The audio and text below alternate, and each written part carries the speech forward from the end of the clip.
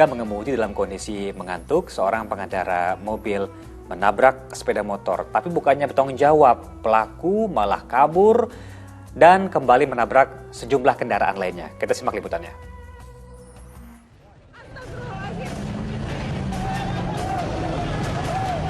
Rekaman video tabrak lari terekam kamera amatir warga. Bukannya bertanggung jawab, usai menabrak sebuah sepeda motor, minibus tersebut kabur dan lantas menabrak sepeda motor lainnya serta sebuah mobil sedan. Seorang pengendara motor mengalami luka di kepala. Warga yang kesal dengan ulah si pengendara mobil langsung mengadang dan menangkapnya. Pria bernama Ihsan itu nyaris jadi bulan-bulanan warga jika polisi tak segera datang. Penyidik menduga kecelakaan disebabkan karena pengemudi minibus dalam kondisi mengantuk saat melintasi jalan Sekip, Kota Palembang.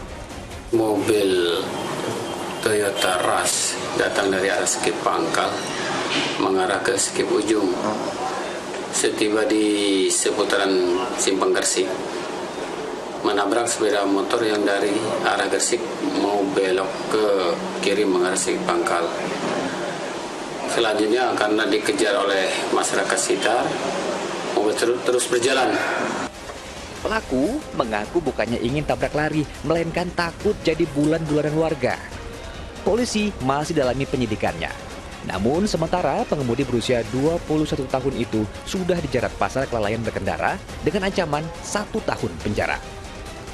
Dedi Irwansyah melaporkan dari Kota Palembang, Sumatera Selatan. Baik, kita tanya ke Ustaz ya. Ustaz, kalau tabrak lari jelas ya, ini kan lari tanggung jawab.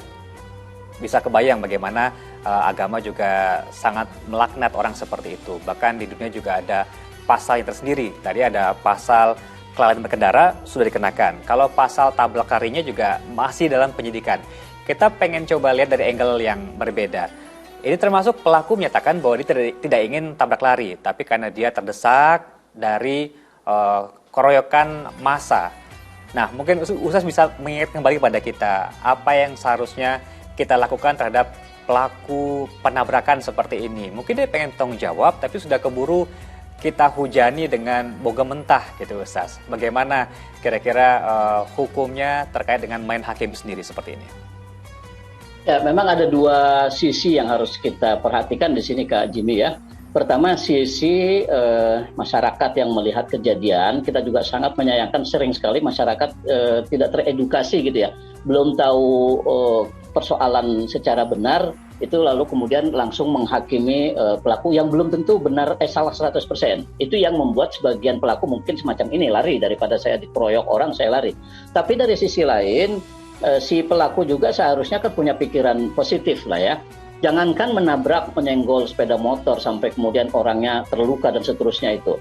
Ketika kita berjalan kaki, kita lagi ngobrol dengan teman kita, lalu ada orang di depan atau di samping kita tersenggol oleh kita, kemudian dia yang tersenggol itu merasa terganggu, itu saja kan kita seharusnya meminta maaf Bu, maaf saya lagi jalan, mata saya tidak ada.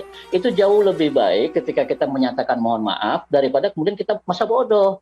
Karena merasa kan saya nggak sengaja. Betul, tindakan kita mungkin saja tidak sengaja. Seperti yang tadi ini mungkin tindakan si pelaku mungkin saja tidak sengaja. Saya kira orang yang baik-baik dimanapun tidak ada yang bermaksud untuk menabrak dengan sengaja ya. Tapi bahwa tindakan itu sudah mengakibatkan kerugian pada orang lain, itu seharusnya pelaku harus menyatakan permohonan maaf. Gitu. Nah, ketika dia lari, maka masyarakat lalu menyimpulkan, oh ini orang nggak bertanggung jawab gitu. Tapi kalau dia turun, kemudian maaf, apalagi langsung kemudian berempati kepada korban, dia menuju ke korban, tidak menuju ke siapa-siapa, lukanya di mana dia lihat, kemudian menyatakan nanti saya bantu atau diajak ke mobilnya, ayo kita ke rumah sakit umpamanya. Itu kan akan justru mengundang rasa simpati masyarakat yang tadinya mungkin berniat untuk main hakim sendiri, berubah menjadi oh ini orang bertanggung jawab ini gitu. Kalau perlu ajak beberapa orang ke rumah sakit untuk menjadi saksi, karena kadang-kadang orang juga curiga jangan-jangan dibawa ke mobil bukan ke rumah sakit, malah kemudian ada kejadian yang lain gitu yang tidak diharapkan. Jadi saya kira soal pertanggungjawaban nomor satu dalam hal ini, bahwa kita tidak sengaja, bahwa kita tidak bermaksud menabrak orang, itu semua orang juga umumnya tidak mau dengan sengaja.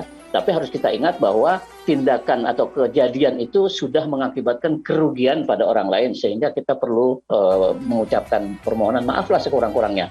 Dari contoh yang tadi saya katakan itu ya, seperti yang menyenggol orang saja di jalan, walaupun tidak luka apa-apa, tapi orang kan kesenggol itu juga sudah merasa ini orang kok nggak perhatian amat di jalan gitu. Nah, mengobati rasa sakit di hatinya itu perlu gitu, itu tanggung jawab gitu ya, bentuk tanggung jawab kita.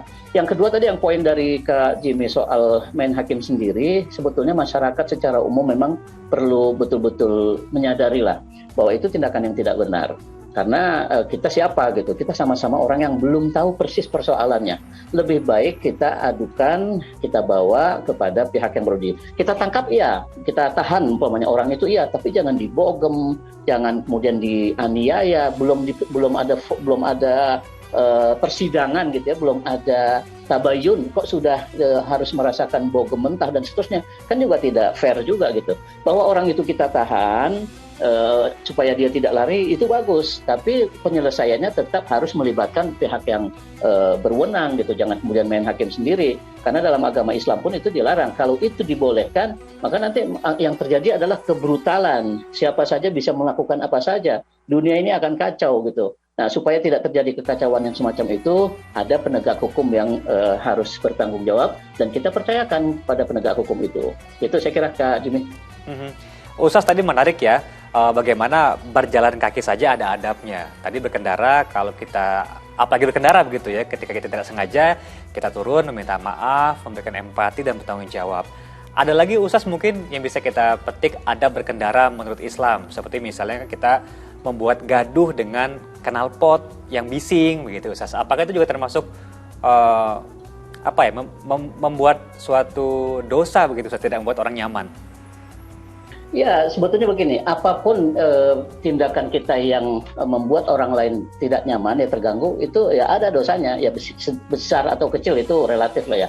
Tapi begini juga, ketika umpamanya dalam sebuah masyarakat memang ada semacam kesepakatan yang tidak tertulis, ketika ada euforia kemenangan tim sepak bolanya, umpamanya mereka rayakan dengan cara beriring-iringan kendaraan sambil membunyikan klakson, umpamanya titit gitu, itu nggak apa-apa karena itu euforia dan kesenangan bersama gitu.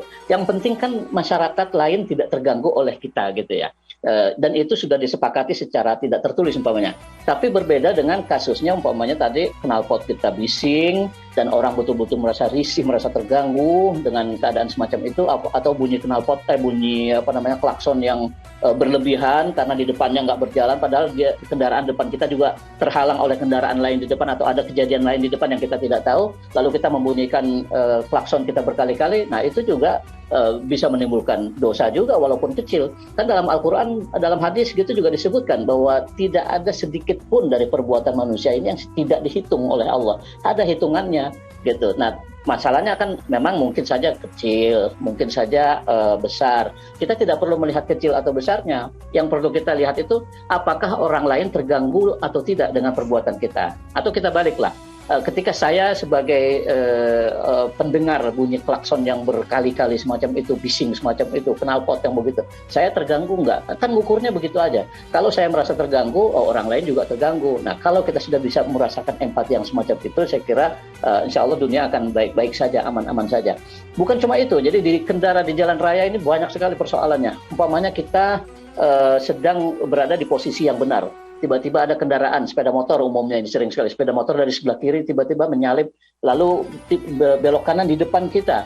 Itu ketika kita mengumpat dasar lo anjing lu dan seterusnya, mengeluarkan kata kasar, walaupun kita dalam posisi yang benar, boleh jadi itu ungkapan itu juga mengandung dosa juga. Karena ya kenapa kita tidak sabar, toh tanpa kita menyebutkan kata-kata itu orang itu sudah berlalu dan tidak terjadi tabrakan, tidak terjadi apa-apa, kecuali setelah orang melintas di depan kita secara tiba-tiba itu kemudian kita menyenggol dan kemudian ribut menjadi perkara. Nah, itu kemudian kita perkarakan, itu iya. Tapi ketika tidak terjadi apa-apa ya sudah lewat. Itu saja daripada kita menggerutu, mengeluarkan kata-kata kotor dan tidak menyelesaikan masalah juga gitu ya. Saya kira nah ini memang perlu hati yang lapang lah, hati yang besar menghadapi berbagai persoalan di jalan raya gitu Kak Jimmy. Kita doakan juga semoga korban luka yang kini masih dirawat di rumah sakit dapat segera sembuh begitu Ustaz ya. Untungnya tidak ada Insya Allah. korban jiwa dari peristiwa tersebut.